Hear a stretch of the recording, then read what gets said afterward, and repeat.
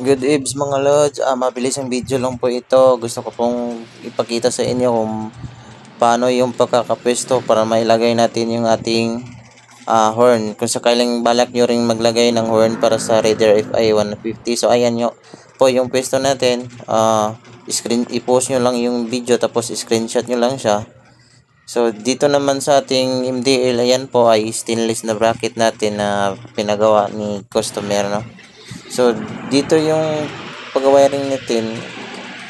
Yan siya kalinis. Ganyan po ang kanyang relay, tatlo. Tapos itong harness na ginawa natin.